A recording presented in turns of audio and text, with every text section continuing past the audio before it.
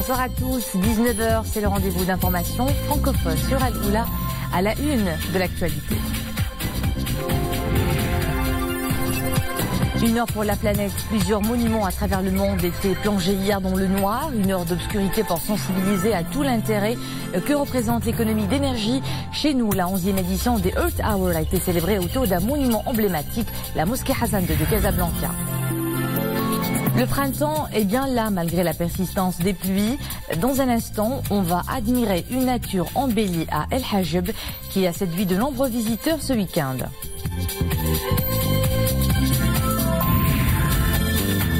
Un monde de couleurs et de lumière avec une grande part de spiritualité. C'est l'univers rêvé de l'artiste marocain Anouar Khalifi. Il expose ses dernières créations à Casablanca, une véritable ode à la liberté.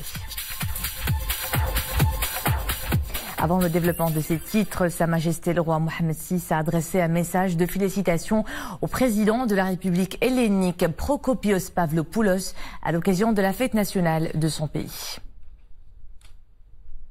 Actualité législative, les deux chambres du Parlement tiendront après-demain mardi leur séance plénière consacrée à l'ouverture de la session extraordinaire dont l'ordre du jour porte sur l'examen et le vote de textes législatifs.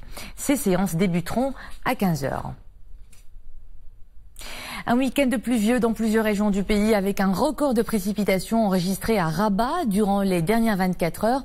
Un cumul de 32 mm a été enregistré, 29 à Ifran, 11 à Taza, 9 à Meknès, 7 à El Jadida et Ben Slimane, 6 à Fès, 5 à Casa-Anfa, 4 à El Husseima, Estat, 3 à Tanger et Mohammedia. Jusqu'à ce soir à minuit, de fortes rafales de vent de 65 à 100 km/h sont prévues dans les provinces du Rif, de l'Oriental, du Centre, du Sud-Est, du Souss et certaines provinces du Sud comme Tantan, Terfaya et Smara. Et demain, de fortes pluies devront prendre place à Oujda, Berkane, Taourir, Tjrada, Nador, Driouch, Taza et Sfrou. L'INDH continue son bonhomme de chemin pour améliorer les conditions de vie des catégories sociales les plus vulnérables. À Safi, une vingtaine de pêcheurs ont bénéficié de moteurs pour barques en vue de faciliter les conditions de l'exercice de leur activité. Abdoulaye Tarabi, Boukar Ben Rablit. L'INDH poursuit son action et son soutien en faveur de la pêche artisanale. 21 pêcheurs de Safi viennent de bénéficier de matériel destiné à améliorer leurs conditions de travail. Il s'agit de moteurs pour barques. L'enveloppe consacrée à l'achat de ces 21 moteurs pour barques est de 400 000 dirhams. L'association des pêcheurs y a contribué à hauteur de 30%. Le reste, 70% du montant, provient des fonds de l'INDH. Ajouté à cela, il a été remis une ambulance offerte par le comité de recherche et de secours relevant du cercle maritime de Safi. لبحث وإنقاذ الأرواح البشرية بالدائرة البحرية مدينة أسفي. المبادرة بحال هذه C'est une louable initiative au profit de ces marins-pêcheurs, des personnes très vulnérables dont le revenu est très faible. Tout ceci entre dans le cadre des efforts fournis par l'INDH pour améliorer leurs conditions de vie. Une initiative qui vise l'amélioration des conditions socio-économiques des artisans pêcheurs, une initiative très applaudie. Ces moteurs à barque vont nous permettre de pêcher dans de meilleures conditions, notamment de sécurité. C'est une excellente initiative. Cela nous mènera à mieux exercer notre métier de pêcheur. Cet équipement va nous permettre de nous aventurer un peu plus loin en mer pour un meilleur rendement. Le secteur de la pêche occupe une place primordiale dans l'économie provinciale. Le secteur assure l'emploi direct à plus de 7000 marins-pêcheurs et offre plus de 30 000 autres emplois indirects. Une heure pour la Terre, c'était hier. Les lumières se sont éteintes à travers le monde. Une initiative qui dure depuis 11 ans maintenant pour promouvoir l'économie d'électricité, réduire les émissions de gaz à effet de serre et lutter contre le réchauffement climatique. Au Maroc, cette édition a été célébrée autour d'un monument emblématique, la mosquée Hassan II de Casablanca. Leïla Hasli et Souad Anachet. Un monument emblématique du royaume s'éteint pour la planète. La mosquée Hassan II de Casablanca, œuvre cultuelle et civilisationnelle, s'est joint ainsi à cet élan planétaire. Plongée dans le noir pendant 1 heure, elle fait rayonner cet engagement universel en faveur de la conservation de l'environnement et la durabilité de la terre.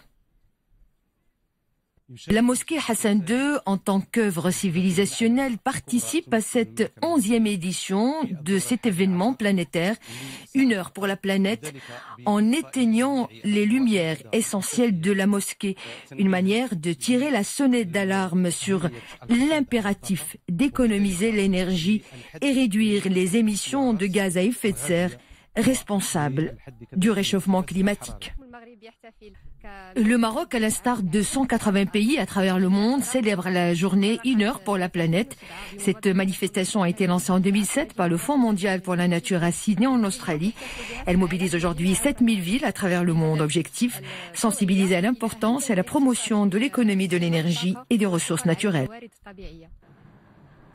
Aiguiser les consciences sur la protection de l'environnement, c'est tout le sens de cette mobilisation mondiale qui ne cesse de grandir depuis son lancement en 2007 à Sydney. Débrancher pour économiser l'électricité et l'énergie et partant, battre en brèche les effets néfastes du changement climatique. À Rabat et pour la 2e année consécutive, la tour de Maroc Télécom s'est éteinte de 20h30 à 21h30.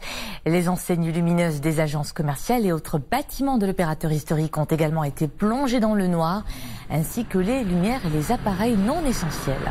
Maroc Télécom a également décidé de mobiliser ses salariés en les invitant tous à participer à cet élan mondial.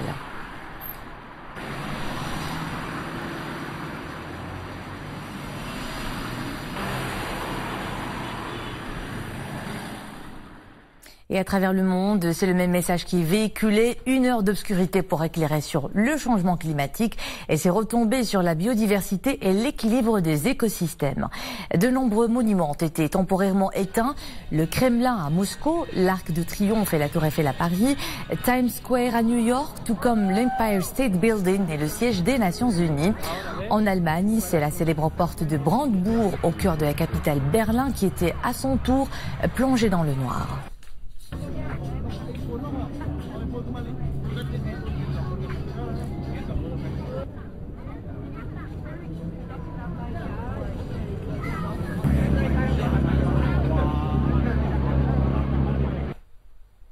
En pleurs, des rebelles syriens évacuent la Ghouta orientale, leur enclave ravagée par les bombes, 5 semaines après le début d'une offensive meurtrière du régime qui a repris 90% de cet ancien bastion insurgé aux portes de Damas. Plus de 107 000 habitants ont déjà été forcés à l'exode. Écrasés par un déluge de feu, les mouvements rebelles acceptent un à un d'abandonner leur position dans la Ghouta pour se retirer dans la province d'Idlib qui échappe encore au contrôle du régime. Sous le coup d'un mandat d'arrêt international, le leader indépendantiste catalan Carles Puigdemont a été interpellé alors qu'il quittait le Danemark pour rejoindre la Belgique où il s'est exilé. Il a été arrêté à bord de son véhicule ce dimanche par la police à la frontière allemande.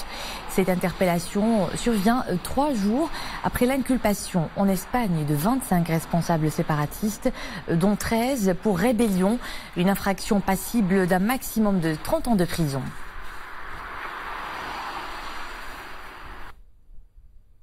Le cyclone Nora touche le nord-est de l'Australie. Il s'agit d'une tempête tropicale sévère avec des pluies diluviennes de 200 à 400 mm et des rafales de vent pouvant atteindre jusqu'à 130 km/h. Avec le déplacement de Nora à l'intérieur du continent tôt ce matin, l'affaiblissement progressif est prévu en début de semaine.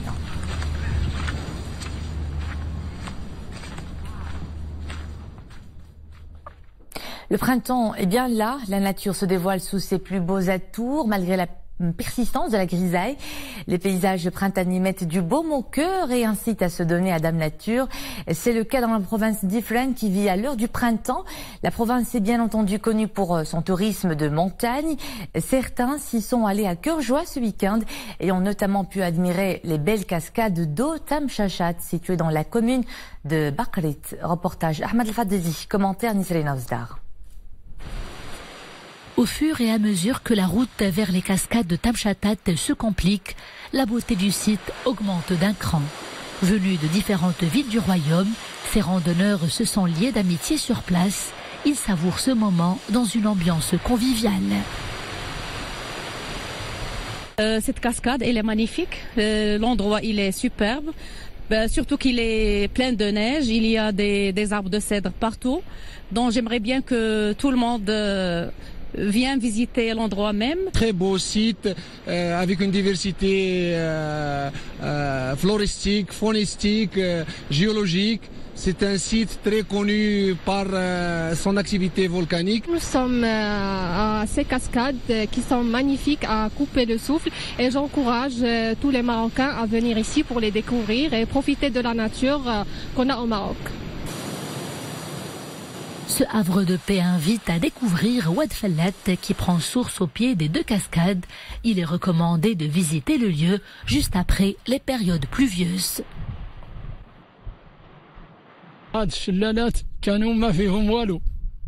Pendant plusieurs mois, ces cascades étaient sans aucun débit à cause de l'absence des pluies. Lorsque celles-ci sont tombées en abondance, les cascades ont repris vie. La province d'Al-Hajeb est dotée de magnifiques falaises et cascades. Elle demeure propice au développement de l'écotourisme en ce début de printemps. Du sport ce dimanche, pour son 5e combat pro, le boxeur marocain Mohamed Rabiei s'est facilement imposé hier face à son adversaire italien Laure Guispe à Marseille. Au bout de 3 rounds, il a pu le terrasser par KO. Le champion marocain s'est montré rapide et puissant tout au long de son combat. Il a dominé les 3 premiers rounds en faisant tomber son adversaire 2 fois avant de pousser l'arbitre à mettre fin au combat. Avec cette belle victoire, Mohamed Rabiei signe un bon début de saison.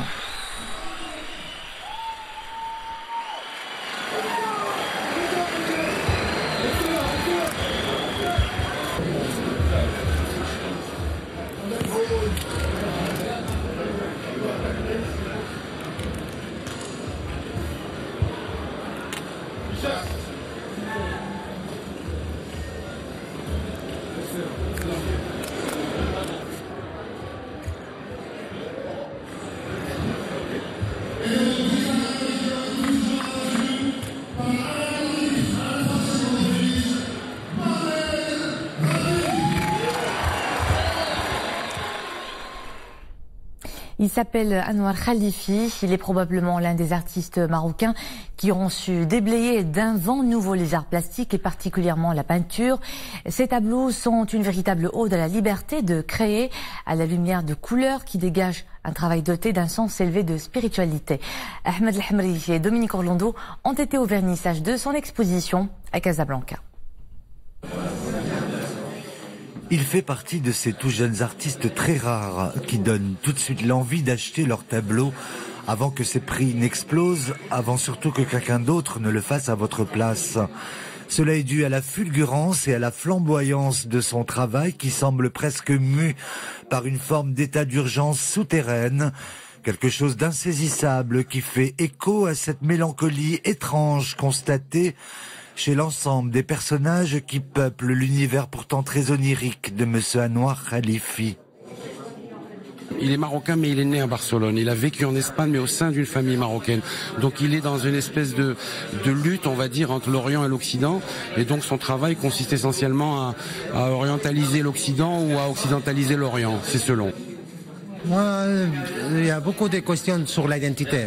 Mon propre identité et l'identité globale aussi des individus qui sont comme moi. Je suis né à l'Espagne, mais je suis marocain, musulman. Il y a tout le temps la recherche de l'identité, non? Et alors il y a beaucoup de questions différentes dans les tableaux de l'identité culturelle, l'identité dans l'histoire de l'art aussi. J'essaie de dévoiler tout ça. Sa quête identitaire qui ne saurait avoir de sens sans cette autre introspection qui est ici d'ordre spirituel. Et sous son pinceau d'artiste à la technique très académique, tout devient alors une histoire d'élévation permanente et de questionnement incessant.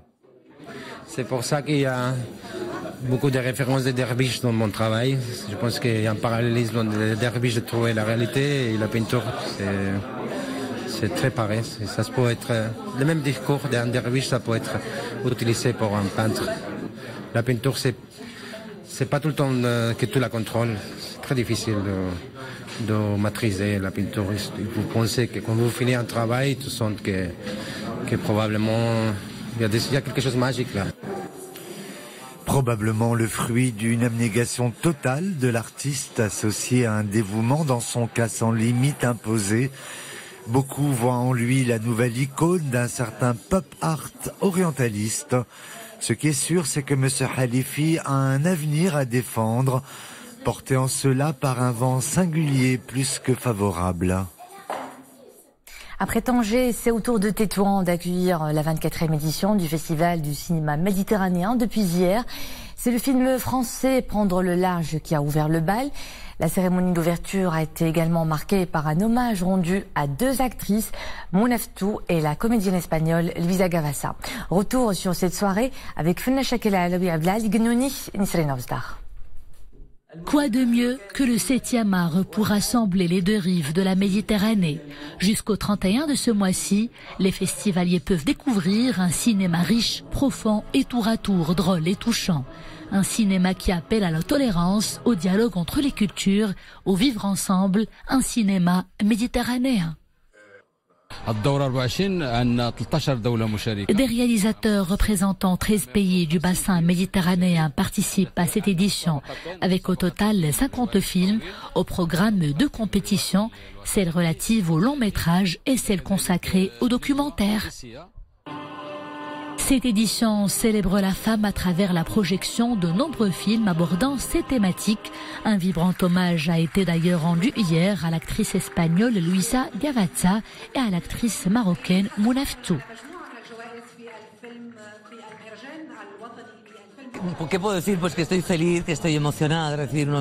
Que vous dire, je suis heureuse et émue de recevoir cet hommage et surtout d'être ici à Tétouan, une ville que je ne connaissais pas mais qui avait une place particulière dans le cœur de mon père.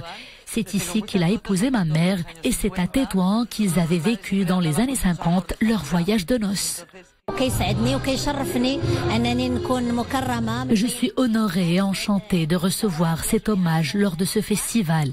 C'est un rendez-vous de renommée mondiale. La cérémonie d'ouverture a été également marquée par la projection du film Prendre le large du réalisateur français Gaël Morel.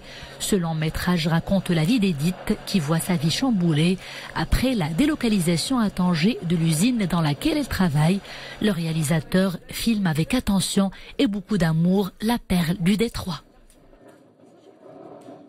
Et c'était notre clap de fin. Merci à vous de nous être fidèles.